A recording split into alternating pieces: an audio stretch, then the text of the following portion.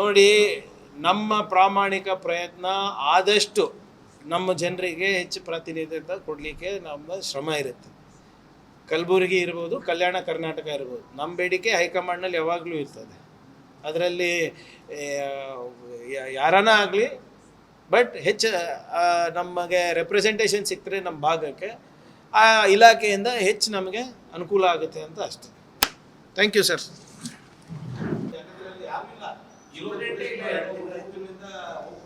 ಇಲ್ಲ, ಸಿಬ್ಬಂದಿಗಳದು ಪ್ರಿಸನ್ಸ್ದು ರೀಶಫಲ್ ಇದೆ. ನಮ್ಮ ಜುಲೈ 15th ತನಕ ಅಧಿಕೃತವಾಗಿ ಟೈಮ್ ಕೊಟ್ಟಿದ್ದಾರೆ. ಸೊ ಈ ತಿಂಗಳ ಒಳಗಡೆ ರ್ಯಾಷನಲೈಸಿಂಗ್ ಆಫ್ ಸ್ಟಾಫ್ ಆಗುತ್ತೆ ಪ್ರಿಸನ್ಸ್ದು. ಯಾಕಂದರೆ ಅವ್ರು ಬೇರೆ ಕಡೆ ಕೆಲಸ ಮಾಡಲಿಕ್ಕಾಗಲ್ಲ. ಇಲ್ಲಿಂದ ಬೆಳ್ಳಾರಿಗೆ ಹೋಗಬೇಕು, ಬೆಳ್ಳಾರಿಯಿಂದ ಬೆಳಗಾವಿಗೆ ಹೋಗಬೇಕು, ಬೆಂಗಳೂರಿನವ್ರು ಕಲಬುರಗಿ ಬರಬೇಕು. ಸೊ ಅದು ರ್ಯಾಷನಲೈಸಿಂಗ್ ನಡೆದಿದೆ. ಮಾಡ್ಸೋಣ, ನಾನು ಹೇಳಿದ್ದೀನಲ್ಲ, ಪೊಲೀಸ್ ಇಲಾಖೆದು ಇನ್ನು ಈಗ ಚಾರ್ಜ್ ತೊಗೊಂಡಿದ್ದೀನಲ್ಲ, ಸ್ವಲ್ಪ ಟೈಮ್ ಕೊಡಿ.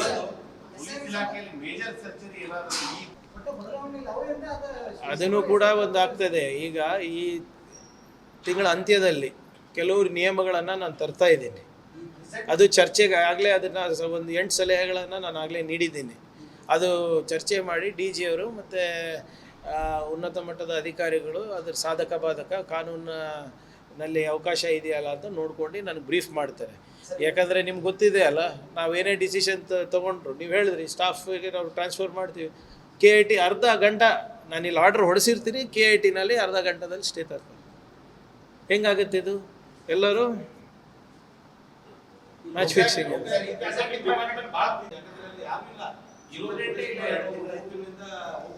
ಇಲ್ಲ, ಸಿಬ್ಬಂದಿಗಳದು ಪ್ರಿಸನ್ಸ್ದು ರೀಶಫಲ್ ಇದೆ. ನಮ್ಮ ಜುಲೈ 15th ತನಕ ಅಧಿಕೃತವಾಗಿ ಟೈಮ್ ಕೊಟ್ಟಿದ್ದಾರೆ. ಸೊ ಈ ತಿಂಗಳ ಒಳಗಡೆ ರ್ಯಾಷನಲೈಸಿಂಗ್ ಆಫ್ ಸ್ಟಾಫ್ ಆಗುತ್ತೆ ಪ್ರಿಸನ್ಸ್ದು. ಯಾಕಂದರೆ ಅವ್ರು ಬೇರೆ ಕಡೆ ಕೆಲಸ ಮಾಡಲಿಕ್ಕಾಗಲ್ಲ. ಇಲ್ಲಿಂದ ಬೆಳ್ಳಾರಿಗೆ ಹೋಗಬೇಕು, ಬೆಳ್ಳಾರಿಯಿಂದ ಬೆಳಗಾವಿಗೆ ಹೋಗಬೇಕು, ಬೆಂಗಳೂರಿನವ್ರು ಕಲಬುರಗಿ ಬರಬೇಕು. ಸೊ ಅದು ರ್ಯಾಷನಲೈಸಿಂಗ್ ನಡೆದಿದೆ. ಮಾಡ್ಸೋಣ, ನಾನು ಹೇಳಿದ್ದೀನಲ್ಲ, ಪೊಲೀಸ್ ಇಲಾಖೆದು ಇನ್ನು ಈಗ ಚಾರ್ಜ್ ತೊಗೊಂಡಿದ್ದೀನಲ್ಲ, ಸ್ವಲ್ಪ ಟೈಮ್ ಕೊಡಿ. ಈಗ ನೋಡಿ, ಭಾಳ ಶಂಕರಾಚಾರ್ಯರು ಒಂದು ಹೇಳಿದರು, ಪ್ರಾಣ ಪ್ರತಿಷ್ಠಾಪನೆ ಮಾಡಬಾರ್ದು, ಇನ್ನೂ ಕಂಪ್ಲೀಟ್ ಆಗಿಲ್ಲ ದೇವಸ್ಥಾನವನ್ನು. ನೆನಪಿದೆಯಾ ತಮಗೆ? ಯಾವ ಪುರುಷಾರ್ಥಕ್ಕೆ ಮೋದಿಯವರು ಹೋಗಿ ಅಲ್ಲಿ ಪ್ರಾಣ ಪ್ರತಿಷ್ಠಾಪನೆ ಮಾಡ್ತಾರೆ, ಅವ್ರಿಗೆ ಏನು ಯೋಗ್ಯತೆ ಇದೆ ಅಂತ ಕೇಳಿದ್ರು. ನೆನಪಿದೆಯಾ? ಅದೆಲ್ಲ ಈಗ ಆಚೆ ಬರ್ತಾ ಇದೆ ನೋಡಿ.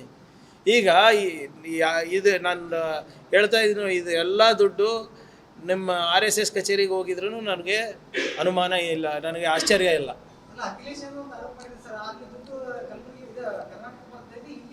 ಈ ನೋಡ್ರಿ, ಆ ಜಗನ್ನಾಥ್ ಭವನಿಗೂ ಹೋಗಿರ್ತದೆ, ಕೇಶವ ಕೃಪಾಗೂ ಹೋಗಿರೋ ಸಾಧ್ಯತೆ ಇದೆ.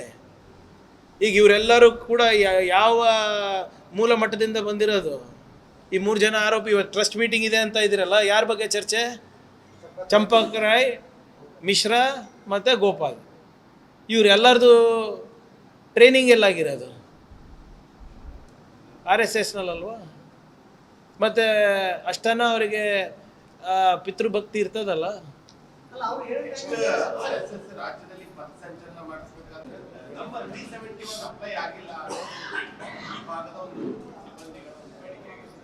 ನೋಡಿ, ಮೊನ್ನೆ ಒಂದು 4 ಜನ ಬಂದು ನನಗೆ ಭೇಟಿಯಾಗಿದ್ದರು. ನಾನು ಅವ್ರಿಗೆ ಕೇಳಿದ್ದೀನಿ, ಯಾವ ಇದರಿಂದ ಪ್ರಮೋಷನ್ನಿಗೆ ನಿಮಗೆ ವಂಚನೆ ಆಗಿದೆ ಅಂತ. ಅವರು ನನಗೆ ಬರೆದು ಕೊಡ್ತೀನಿ ಅಂತ ಹೇಳಿ ಇನ್ನೂ ಕೊಟ್ಟಿಲ್ಲ. ಅದಾಗಲೇ ನಾನು ಮಾನ್ಯ ಮುಖ್ಯಮಂತ್ರಿಗಳಿಗೆ ಮನವಿ ಮಾಡ್ಕೊಂಡಿದ್ದೀನಿ. ಕ್ಯಾಬಿನೆಟ್ ಸಬ್ ಕಮಿಟಿನಲ್ಲಿ ಏನು ನೂತನವಾದಂಥ ಅಧ್ಯಕ್ಷವನ್ನು ನೇಮಕ ಮಾಡಬೇಕಾ, ಹಳೆ ಕಮಿಟಿ ಕಂಟಿನ್ಯೂ ಆಗ್ತದೆ? ಯಾಕಂದರೆ ಹೊಸ ಸರ್ಕಾರ ಬಂದಮೇಲೆ ಕ್ಯಾಬಿನೆಟ್ ಸಬ್ ಕಮಿಟಿ ಪುನರ್ರಚನೆ ಆಗಬೇಕಾಗ್ತದೆ. ಹಿಂದಿನ ಕ್ಯಾಬಿನೆಟ್ ಸಬ್ ಕಮಿಟಿ ಅಧ್ಯಕ್ಷ ನಾನಿದ್ದೆ. ಸೊ ಈಗ ಮುಂದುವರಿಸಬೇಕಾದ್ರೆ ಕಂಪ್ಲೀಟ್ ಕ್ಯಾಬಿನೆಟ್ ಆಗಲಿ ಅಂತ ಮಾನ್ಯ ಮುಖ್ಯಮಂತ್ರಿಗಳು ಹೇಳಿದ್ದಾರೆ ನಿನ್ನೆ. ಸೊ ಅದಾದಮೇಲೆ what ever it is will discuss. But ಅದನ್ನು ಅವ್ರು ಅಧಿಕೃತವಾಗಿ ನನಗೆ ಬರೆದು ಕೊಟ್ಟರೆ, ನೀವೇ DCM ಅವರು, ರೆವಿನ್ಯೂ ಮಿನಿಸ್ಟರ್ ಅವರು ನಾಳೆ ಇಲ್ಲೇ ಇರ್ತಾರೆ. ಸೊ ಅದನ್ನು ಕೂಡ ಅವ್ರ ಜೊತೆ ಚರ್ಚೆ ಮಾಡ್ತೀನಿ ಅಂತ.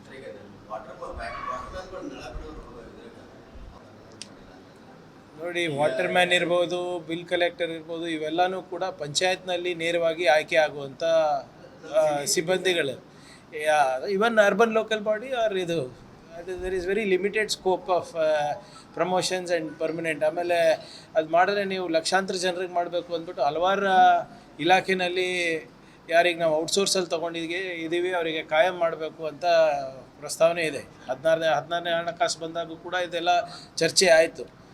ಅದು ನಮ್ಮ ಆರ್ಥಿಕ ಚೌಕಟ್ಟಿನಲ್ಲಿ ಎಷ್ಟಾಗುತ್ತೆ ನೋಡ್ಕೊಂಡು ಮಾಡಬೇಕು ಅಂತ ಹೋದ ಬಾರಿ ತೀರ್ಮಾನ ಆಯಿತು. ಇದು 1.5 ವರ್ಷದ ಹಿಂದೆ.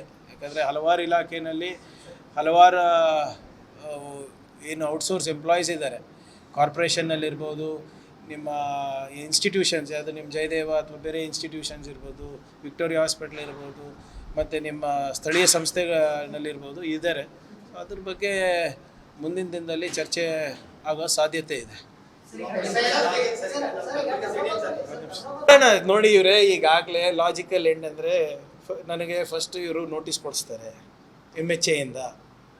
ನಮ್ಮದು ಈಗೆಲ್ಲ ನಿಮಗಾಗಲೇ ಸ್ಟಾರ್ಟ್ ಮಾಡಿದ್ರಲ್ಲ, 20-25 ವರ್ಷದಿಂದ ಸ್ಟಾರ್ಟ್ ಮಾಡಿರಲ್ಲ. ಈಗ ನಿಮ್ಮ ಬುದ್ಧ ವಿಹಾರದು, ನಂದು, ಹೌದು ಎಲ್ಲ ತೆಗಿತಾರೆ. ನಮ್ಮ ಅಣ್ಣನ ತೆಗಿತಾರೆ, ತೆಗಿತಾರೆ. ನಾನು ಯಾರಿಗೆ ಮದುವೆ ಆಗಿದ್ದೀನಿ, ಹೆಂಗಾಗಿದ್ದೀನಿ, ನನ್ನ ಮಕ್ಕಳು ಹೆಂಗಿದ್ದಾರೆ, ಪ್ರಿಯಾಂಕ್ ಬೆಳ್ಳಿಗನ ಕಪ್ಪಗನ, ಇವೆಲ್ಲ ಸ್ಟಾರ್ಟ್ ಆಗ್ತದೆ. ಇದು ಪ್ರಾಸಿಕ್ಯೂಷನಿಗೆ ನೋಟಿಸ್ ಕೊಡ್ತಾರೆ. Do I look scared? Sir, ಈಗ ಎಲ್ಲನೂ ನಾನು ಇಲ್ಲಿ ಚರ್ಚೆ ಮಾಡಿದ್ರೆ ಅವರಿಗೆ ಬಿಡ್ತೀರಿ ನೀವು ಕೊಡಲಿಕ್ಕೆ? Let them also answer. Why should I answer for them? ನಾನು ಅವರಿಗೆ ಯಾಕೆ ಉತ್ತರ ಕೊಡಬೇಕು? ನಾನು ನೀವು ಮಾಡಿ, ಅರೆ ಸರ್ ನೀವು ಮಾಡಿ, ನಂದು ಆಕ್ಷೇಪ ಇಲ್ಲ. ನಿಮ್ಮ ಸಾಂಸ್ಕೃತಿಕ ಸಂಘಕ್ಕೂ ಇಲ್ಲ. ನೀವು ಕ್ರೀಡಾ ಸಂಘನ ಮಾಡ್ಕೊಳ್ಳಿ, ನೀವು ಯಾವುದಾದ್ರೂ ಧಾರ್ಮಿಕ ಸಂಘನ ಮಾಡ್ಕೊಳ್ಳಿ, ನಂಗೆ ತಕರಾರೇ ಇಲ್ಲ.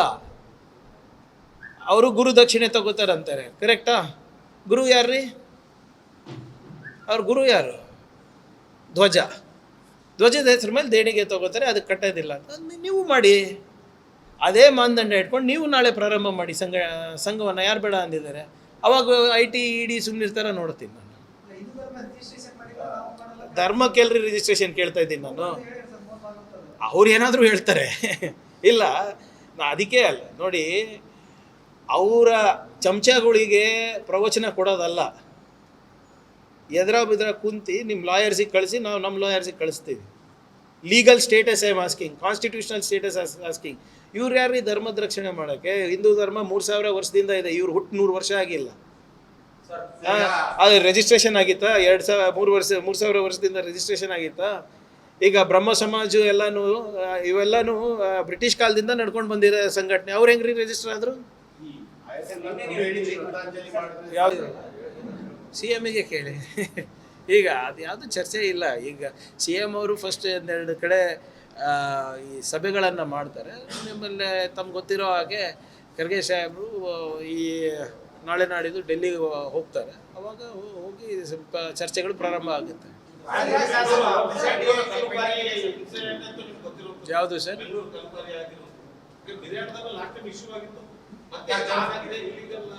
ಈಗ ನೋಡಿ, ನಮ್ಮ ಇಲಾಖೆಯಿಂದ ಆಗಲೇ ಕಟ್ಟುನಿಟ್ಟವಾದಂಥ ಆದೇಶವನ್ನು ನಾನು ನೀಡಿದ್ದೇನೆ. ಅದರ ಜವಾಬ್ದಾರಿ ಮೈನ್ಸ್ ಆ್ಯಂಡ್ ಜಿಯಾಲಜಿ ಅವ್ರದ್ದು. ನೀವು ಎಲ್ಲೇ ಬಫರ್ ಝೋನ್ನಲ್ಲಿ ಏನಾದರೂ ಗಣಿಗಾರಿಕೆ ಅಲೌ ಮಾಡ್ತಾಯಿದ್ರೆ ನಾವು ಅಧಿಕಾರಿಗಳ ಮೇಲೆ ಕ್ರಮ ತಗೋಬೇಕಾಗ್ತದೆ. ಈಗ ಎಲ್ಲದಕ್ಕೂ ನಾವೇ ಜವಾಬ್ದಾರಿ ಆಗೋದಿಲ್ಲ.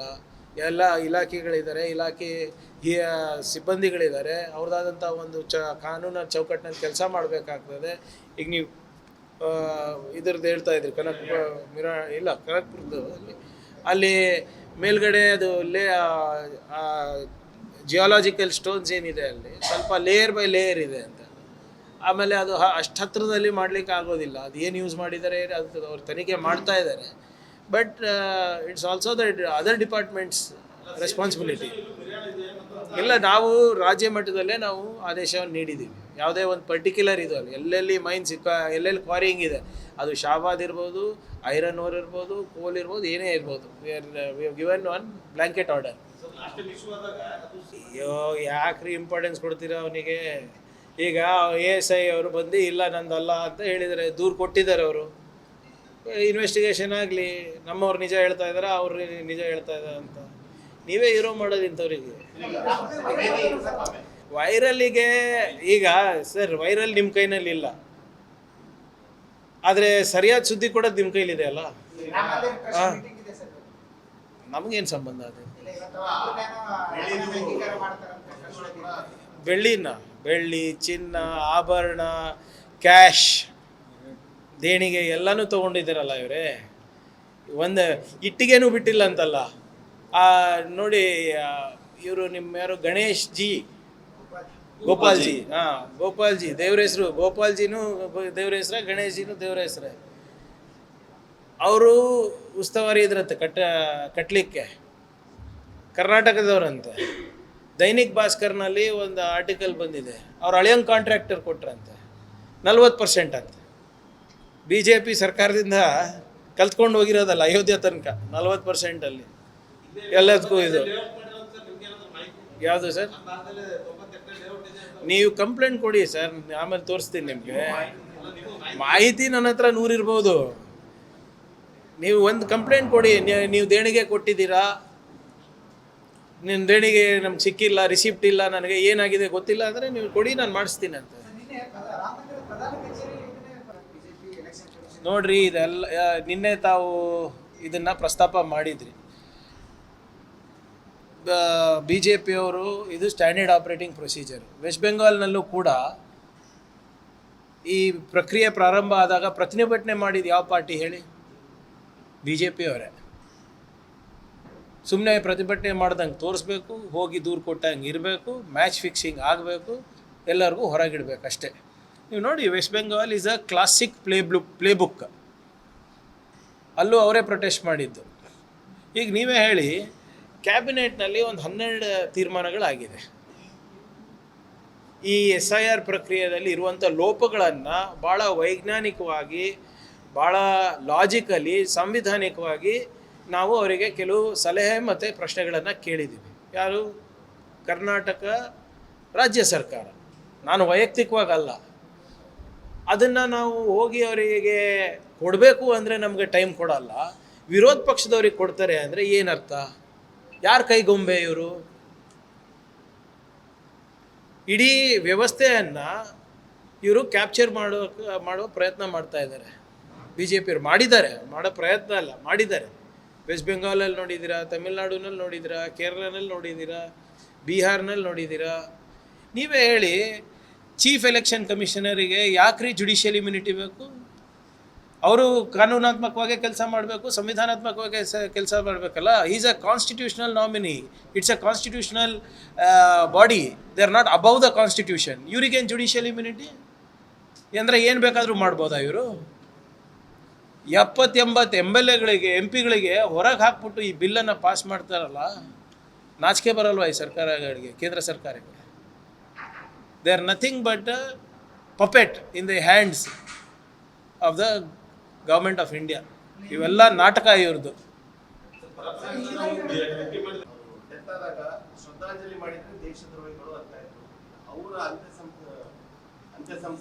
The government of India, after the death of the deputy prime minister in Iran, flew the Iranian flag in half mast. ಯಾರಿದ್ರು ಅವಾಗ ಸರ್ಕಾರದಲ್ಲಿ? ಮೋದಿ ಸರ್ಕಾರ ಅವರೇ ಮಾಡಿದ್ದು. ಇದು ನೋಡಿ ಇವರೇ, ವಿದೇಶಾಂಗ ನೀತಿ ಸಂಪೂರ್ಣವಾಗಿ ವಿಫಲ ಆಗಿದೆ. ನಿಮಗೆ ನೀವು ಮೊನ್ನೆ ಯುದ್ಧ ನೋಡಿದಾಗ ಗೊತ್ತಾಯ್ತಲ್ಲ ನಿಮಗೆ. ಆಪರೇಷನ್ ಸಿಂಧೂರ್ನಲ್ಲಿ ಯಾರಾದರೂ ನಿಮ್ಗೆ ಸಪೋರ್ಟ್ ಮಾಡಿದ್ರೇನ್ರಿ ಬೇರೆ ರಾಜ್ಯದವರು? ಪಾಕಿಸ್ತಾನ ಅವರಿಗೆ ಲೋನ್ ಇಸ್ಕೊಟ್ರಲ್ರಿ ವರ್ಲ್ಡ್ ಬ್ಯಾಂಕಿಂದ $13 ಬಿಲಿಯನ್ ಏನೋ. ನಿಮ್ಮ ಜೊತೆ ಯಾರಿದ್ರು? ಒಬ್ಬರನ್ನ ನಿಮ್ಮ ಪರವಾಗಿ ನಿಂತರ? ನಮ್ಮ ಮೋದಿಯವರ ವಿದೇಶಾಂಗ ನೀತಿ ಬರೇ ಚಾಕ್ಲೇಟ್ ಕೊಡೋದ್ರಲ್ಲಿದೆ, ಮೆಲಡಿ ಚಾಕ್ಲೇಟು. ಇನ್ಸ್ಟಾಗ್ರಾಮ್ ರೀಲ್ಸ್ಗೆ ಮಾತ್ರ ಇದೆ, ಅವ್ರದ್ದು ಸೀಮಿತ ಇದೆ.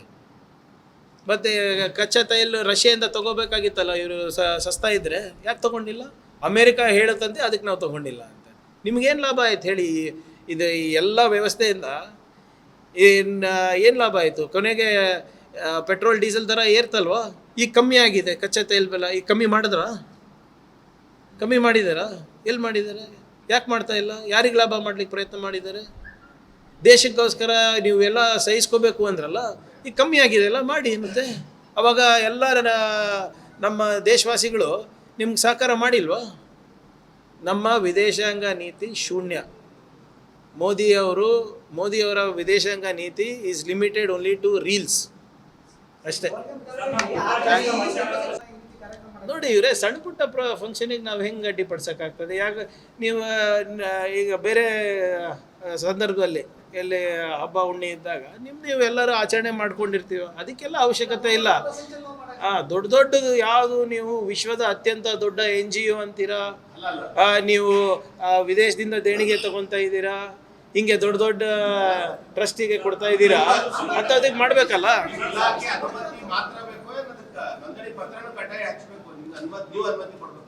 ನೋಡಿ, ಯಾರಾನ ನಮಗೆ ಪರ್ಮಿಷನ್ ಕೇಳಬೇಕಂದ್ರೆ ಒಂದು ಮಾನದಂಡ ನಾವು ಕೋರ್ಟಿಗೆ ಸಬ್ಮಿಟ್ ಮಾಡಿದ್ದೀವಿ.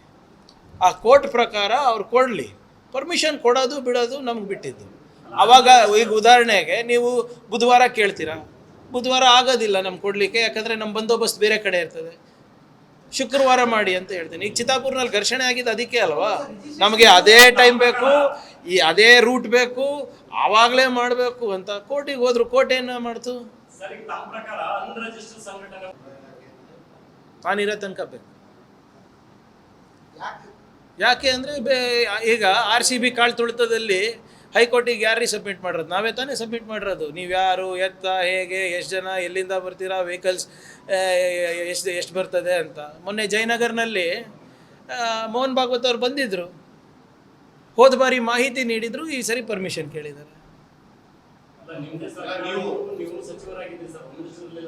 ಅಯ್ಯೋ, ಹಿರೇಮಠವ್ರೆ, ನನಗೆ ಗೊತ್ತಿರಲಿಲ್ಲ. ಚಿತ್ತಾಪುರ್ನಲ್ಲಿ ಯಾವಾಗ ಅವ್ರದ್ದು ಇದು ನೋಡಿದ್ರೆ ಗೊತ್ತು. ನಾನೇನು ಎಲ್ಲರ ಥರ ಸೌಜನ್ಯದಿಂದ ಅವ್ರು ಮನವಿ ಮಾಡ್ಕೋತಾರೆ, ಪ್ರಾರ್ಥನೆ ಮಾಡ್ಕೋತಾರೆ ಸರ್ಕಾರಕ್ಕೆ ಅಂತ, ಇನ್ಫಾರ್ಮೇಷನ್ ಕೊಡ್ತಾರಂತೆ. ಈಗ ಇನ್ಫಾರ್ಮೇಷನ್ ಕೊಡೋದು ಸರಿನಾ? ನೀವೇ ಹೇಳಿ. ಒಂದು ಚಿಕ್ಕ ರಸ್ತೆನಲ್ಲೂ ಕೂಡ ಗಣೇಶವನ್ನು ಕೂಡಿಸಿದ್ರೆ ಆ ಮಿತ್ರ ಮಂಡಳಿದವ್ರು ಪರ್ಮಿಷನ್ ಕೇಳ್ತಾರೆ. ಇವ್ರು 20 ಲಕ್ಷ ಜನ ಸೇರ್ತಾರೆ ಅಂತ ಪರ್ಮಿಷನ್ ಬೇಡವಾ? ಆಗಿತ್ತು ಸರ್, ವೈಯರ್ ಇನ್ ಸೋರಿ ಅಭಿ ಪಿಕ್ಚರ್ ಬಾಕಿ ಹೇ. ಈಗ ನಾನಿರ್ಬೋದು, ಅವ್ರಿರ್ಬೋದು, ಇವರೇ ಎಲ್ಲರೂ ಕೂಡ ಕಾನೂನಿಗೆ ತಲೆ ಬಾಗಲೇಬೇಕಾ? ನಾನು ಪತ್ರ ಬರೆದಿದ್ದೀನಿ, 100 ವರ್ಷದ ಎಲ್ಲೋ ಕಾಗದಲ್ಲಿ ಇಲ್ಲಿ ಇರ್ಬೋದು, ಹುಡುಕ್ತಾ ಇರ್ತಾರೆ. ಈಗ ಪಾಪ ಪಾಕಿಸ್ತಾನ ಬಗ್ಗೆ ಮಾತಾಡ್ತಾರೆ, ಆರ್ಥಿಕ ವ್ಯವಸ್ಥೆ ಬಗ್ಗೆ ಮಾತಾಡ್ತಾರೆ, ರಾಮ ಮಂದಿರ ಬಗ್ಗೆ ಮಾತಾಡೋದಿಲ್ಲ, ಅವ್ರ ಅಸ್ತಿತ್ವದ ಬಗ್ಗೆ ಮಾತಾಡೋದಿಲ್ಲ. ಸಿಂಪಲ್ ಕ್ವೆಶ್ಚನ್ ಕೇಳ್ತಾ ಇದ್ದೀನಿ ಸರ್. 52 ವರ್ಷ ಯಾಕ್ರಿ ನೀವು ಬಾವುಟ ಆರಿಸಿಲ್ಲ, ಸಂವಿಧಾನ ಯಾಕೆ ಬೇಡ ಅಂದಿಲ್ಲ, ಯಾಕೆ ಒಂದೇ ಸಮಾಜದವ್ರು ಮಾತ್ರ ನಿಮ್ಮ ಸರ್ಸಂಚಾಲಕ ಆಗ್ತಾರೆ, ಯಾಕೆ ನಿಮ್ಮ ಮಹಿಳೆಯರಂದರೆ ನಿಮಗೆ ಇಷ್ಟ, ಅವರ ಸಂಘಟನೆಯಲ್ಲಿ ಪಾಲ್ಗೊಳ್ಳೋಕ್ಕಾಗೋದಿಲ್ಲ, ನೋಂದಣಿಯಲ್ಲಿದೆ, ಅಷ್ಟೇ ಕೇಳ್ತಾ ಇದ್ದೀನಿ. ಸಹಜವಾಗಿ ಆಗುತ್ತೆ, ಯಾಕಂದರೆ ಸಾಕಷ್ಟು ಜನರು 2 ವರ್ಷ ಮುಗಿಸಿದ್ದಾರೆ. ಅದಾದಮೇಲೆ ಕೆಲವು ಕಂಪ್ಲೇಂಟ್ಸ್ ಇದೆ. ನೀವು ಹೇಳ್ದಂಗೆ rationalisation of staff across ranges ಆಗಬೇಕಾಗಿದೆ. ಮತ್ತು ಕೆಲವು ಭಾಳ ಜನ ನಾನ್ ಎಕ್ಸಿಕ್ಯೂಟಿವ್ನಲ್ಲೇ ಇದ್ದಾರೆ, ಕೆಲವು ಜನ ಸಿಟಿ ಬಿಟ್ಟು ಹೋಗಿಲ್ಲ, ಕೆಲವು ಜನ ಎಕ್ಸಿಕ್ಯೂಟಿವ್ನಲ್ಲಿ ಭಾಳ ವರ್ಷದಿಂದ ಇದ್ದಾರೆ. ಸೊ ಇವೆಲ್ಲನೂ ಸ್ವಲ್ಪ ಬದಲಾವಣೆ ತರಬೇಕು ಅಂತ ಮುಖ್ಯಮಂತ್ರಿಗಳದ್ದು ಇದೆ. ಎಲ್ಲ PC ಹಿಡ್ಕೊಂಡು IPS ತನಕ. ಚಿಕ್ಕ ಇಲ್ಲ, ಸ್ಟೇಷನ್ ವೈಸ್ ಇಲ್ಲ, it again depends on the geography. ಈಗ ಎಕ್ಸಾಂಪಲ್ ಯೂನಿವರ್ಸಿಟಿ ಪೊಲೀಸ್ ಸ್ಟೇಷನಲ್ಲಿ ಲೋಡ್ ಜಾಸ್ತಿ ಇದೆ, ವಿಸ್ತರಣೆ ಜಾಸ್ತಿ ಇದೆ, ಮತ್ತು ಬೇರೆ ಸ್ಟೇಷನ್ನಲ್ಲಿ ಕಮ್ಮಿ ಇದೆ, ಇನ್ನು ಕೆಲವು ಸ್ಟೇಷನ್ನಲ್ಲಿ ಕೆಲಸನೇ ಇಲ್ಲ. ಸೊ ಅದನ್ನು ಕೂಡ ಲಾಜಿಕಲಿ ಎಲ್ಲ ಕಮಿಷನರೇಟ್ಸಲ್ಲೂ ಮಾಡಬೇಕು ಅಂತ ಹೇಳಿದ್ದೀನಿ. ಈಗ ಉದಾಹರಣೆಗೆ GBA 5 ಆಗಿದೆ. ಈಗ ನಾವು ಒಂದೇ ಕಮಿಷನರೇಟ್ ಬೇಕಾ 5 ಬೇಕಾ ಅಂದ್ಬಿಟ್ಟು ಅದನ್ನು ಕೂಡ ಪರಿಶೀಲನೆ ಮಾಡ್ತಾ ಇದ್ದೀವಿ. ಮಂಗಳೂರಿನಲ್ಲಿ ಏನು ಮಾಡೋದು ನೋಡ್ತಾ ಇದ್ದೀವಿ. So it will take time. ಇದು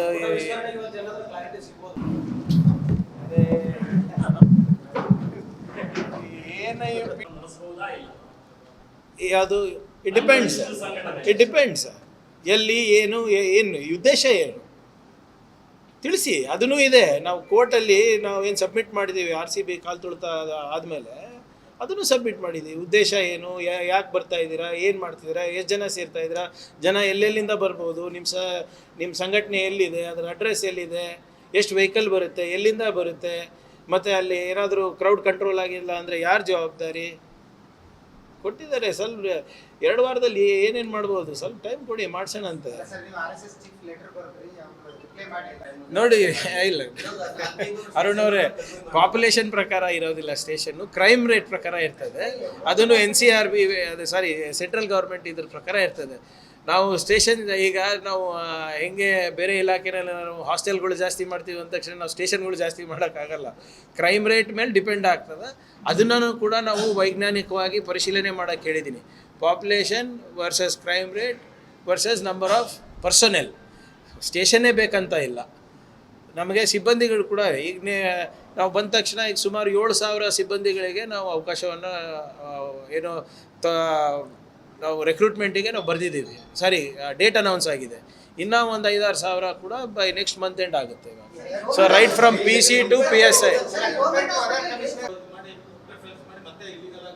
ಇಲ್ಲ, ಇಲ್ಲೀಗಲ್ ಅದು ಮಾಡಬಾರ್ದು ಇವರೇ. ಯಾರು ಈಗ ನಾನು ಹೇಳಿದ ತಕ್ಷಣ ಇಲ್ಲಿಗಲ್ ಆಗುತ್ತೆ, ಇಲ್ಲಿಗಲ್ ಆಗುತ್ತೆ ಅಂತಲ್ಲ. ಅವ್ರ ವಿವೇಚನೆ ಇಲ್ವಾ ಅಧಿಕಾರಿಗಳಿಗೆ? ಅದು ಯಾವುದು ಗಮನಕ್ಕೆ ಬಂದರೆ ವಿ ವಿಲ್ ಟೇಕ್ ಆ್ಯಕ್ಷನ್. ಹೌದು, ಈಗ ಅದು ನಾನು ನಾಡಿದ್ದು ವೀಕ್ಷಣೆ ಮಾಡ್ತೀನಿ. ಈಗ 7 ತಿಂಗಳ ಹಿಂದೆ ನಾನೇ ಹೋಗಿ ಬಂದಿದ್ದೆ ಅದನ್ನು. ಅವರು ಅವಾಗಿನ ಕೆಲಸ ನಡೀತಾ ಇತ್ತು.